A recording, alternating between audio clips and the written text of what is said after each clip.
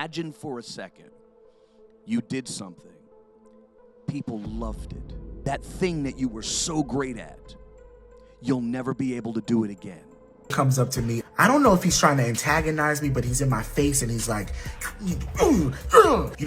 I lose it. I'm screaming, I'm yelling, I'm crying. Not because I was acting, but I was feeling those emotions because of how overwhelmed I was in this moment. I have been typecasted to the point where it's almost impossible for people to see me doing something else. In the entertainment industry in general, it goes without saying that one simple slip-up could potentially ruin your entire career, and seems that might have been the case with Alfonso Ribeiro. However, the thing people have been asking is exactly how Ribeiro managed to slip up even though he got so high on the food chain. Well, ladies and gentlemen, I bring you the fall of Alfonso Ribeiro, and considering that he was so successful that he directed some movies of his own and still fell off, trust me, you do not want to miss out on this. Oh, and while we're at it, you should know that this slip-up we're talking about wasn't totally natural. Now your interest is piqued, so stay tuned till the end of the video. The problem for me has always been that in terms of acting, most of the world can't get past Carlton. For those who are still having doubts, yes, Ribeiro is the same guy that played Carlton on the Fresh Prince of Bel-Air with Will Smith. And if you know that show, you probably also know how successful it was at the time. Now think about it. Almost everyone from that set went on to do great things, especially his own co-star Will Smith. But for some reason, things have not exactly moved on as well for Ribeiro. However, that's largely been a function of his own doing. As the host of America's Funniest Home Videos, actor, TV director, award-winning dancer, and Broadway star, Alfonso Ribeiro has spent more than 30 years leaving his unique mark on the worlds of television, theater, and beyond. Ribeiro began his career as a child actor, most notably on Broadway, playing the lead role in the Tony-winning musical The Tap Dance Kid.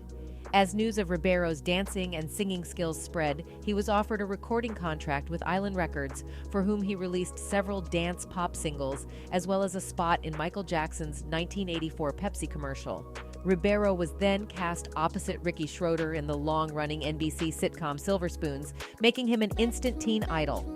After earning a theater arts education from Cal State University, Los Angeles, he was given the opportunity to choose a role on the established sitcom A Different World, or a new pilot called The Fresh Prince of Bel-Air. Showing an adventurous streak, he chose the latter and created the iconic character of Carlton Banks, for which he is known for throughout the world. Having grown up in front of the camera, Alfonso knew that opportunities existed behind the scenes too. His impressive resume as a TV director includes popular programs like In the House, Shake It Up, Are We There Yet?, The Wannabes, Meet the Browns, Cuts, Eve, One-on-One, and All of Us. However, it seems this was where his downfall began, because not too long after, one of the cast members of a movie he directed revealed how not so great his direction is. According to reports, the entire studio was recently called out by one actor who revealed the traumatic experience he had while filming an episode for Meet the Browns, playing a role that the director allegedly at the last minute decided would be gay. An actor and voice coach, Brandon J., took to TikTok recently to open up about how filming just one episode of Perry's Meet the Browns turned into the most stressful and hardest experience of his life. According to Jay, a day on Ribeira's set is more drastic than the typical one-episode shoot. The actor says episodes are usually shot in 1 week. However, at Tyler Perry Studios with Ribeiro, they're shot in 1 day. In addition to the tight shooting schedule, Jay accuses the director of making last-minute changes to the scripts the actors had to memorize before each shoot. Jay had auditioned for and was playing the role of Jeffrey, a stout high school teenager who was being bullied at school. I take 2 to 3 days to learn the entire script, Jay recounts. Then, on the day of filming the Alfonso Ribeiro-directed episode, he walks in and everything changes, Jay claimed. So we literally run the entire episode for him and he hates it, Jay said. The actor realized the director's dislike for the original script would result in everyone being forced to learn new lines of the honcho's choosing. He, on the spot, starts rewriting the entire script, Jay claims, while feeding the young actor the lines he had to perfect right there on the spot. Jay claims the director urged him to learn the new impromptu lines, or else he would be fired. While rising to the occasion to learn the new lines, Jay claims the director decided that his character would be gay and have a crush on his high school bully. The drastic plot change wasn't what Jay had originally auditioned for. "I want Jeffrey to be gay and he has a crush on his bully," Jay claims the director said. Jay claimed. In the second installment of the expose, released the next day, Jay adds to the story to reveal his initial response to being told his character would now have to be gay.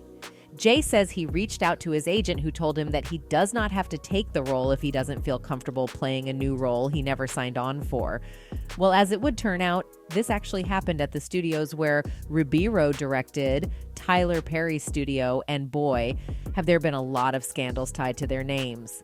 While there is no question that Tyler Perry is a prominent player in the entertainment industry who worked his way to the top after taking the Atlanta theater community by storm and becoming a box office champ with his Medea series and gospel-based films, like any other successful figure, Perry is not without controversy, and over the years, he hasn't exactly handled those situations well. According to the news, after striking it big at the box office, Perry set his sights on television, where he found success with the hit sitcom House of Pain, 2006. But just as Perry was preparing to sign a lucrative syndication deal and launch the spin-off Meet the Browns, Deadline dropped the surprising news that he fired 4 writers after they requested union contracts. The Writers Guild of America stepped in and charged Perry's production company with unfair labor practice and bargaining in bad faith. It was not a good look. "I feel like I was slapped in the face like we were used," writer Terry Brown Jackson told Deadline. "We were good enough to create over 100 episodes, but now when it comes to reaping the benefits of the show being syndicated and having other spin-offs from it, he decides to let us go unless we accept a horrible offer." Kelly Griffin, the head writer for House of Pain, said she wasn't going down without a fight. "While I'd like to see something positive come out of this for us, if this fight helps future Black writers get what they deserve, that's a good thing." As for Perry learning his lesson, he did make a change to the writer's room for his future shows by not having one. Perry told ABC News he writes everything himself now. Perry's union problems didn't end with just writers. In 2015, 2 actor unions banned their members from performing in Perry's stage play Medea on the Run because his production company wouldn't sign a union contract. This, by extension, also created major troubles for Ribeiro because being a director under Perry Studios implied that he was no exception to the ban placed on Perry, but even with that, it seems he's still stuck with Perry. IndieWire reported why this boded poorly for Perry. In brief, a union contract essentially lists the terms and conditions of employment for union members as well as the employer's obligations and responsibilities. In this case, ultimately it's really there to protect the actors, the site said. And Perry, in refusing to sign a contract, suggests, as it did in the case of the 4 writers above, that he doesn't want to have to be bound to any agreements that might eat into his profits from the show. It seems like all Perry and Ribeiro's main concern is raking in the cash, which he does well, mind you, but that doesn't mean everyone is thrilled with his methods. And while a vast majority of people aren't thrilled with them, most of the focus has been on Ribeiro, and it just happened to be from people of his own race. Ribeiro, the current host of America's Funniest Home Videos, spoke exclusively with Atlanta Black Star about the stigma that came with just being him, and the fact that he played such a popular character on an iconic show, Fresh Prince of Bel-Air. "Being Black isn't something that I try to be, it's who I am," he said. "So I'm in my own little world with support from almost no one, to be in love with someone I've fallen in love with.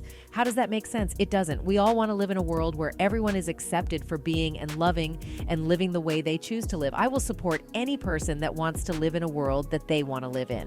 I'll support a racist person to live in a world that they want to live in. They don't have to be around me," he continued. Suffice it to say that fans didn't take it lightly with him on social media. One person who was more concerned about how the studio is terrible on a broad scale wrote, "Tyler Perry's studio productions, stage and film are actually barred from any SAG-AFTRA actor due to the violating worker conditions. If you are a part of the acting union, you cannot work for him. And the banned list is actually a very hard list to get on. You sound silly to me." Another user who seemed slightly more concerned about how Ribeiro himself might be the problem had a slightly more specific point of view. They wrote, "At least Carlton was a funny character. Alfonso Ribeiro, on the other hand, can be intolerable and ignorant." From the looks of things, if Ribeiro doesn't make some changes, his career just might deplete even further, but till then, we wait. That's it for this video. Goodbye.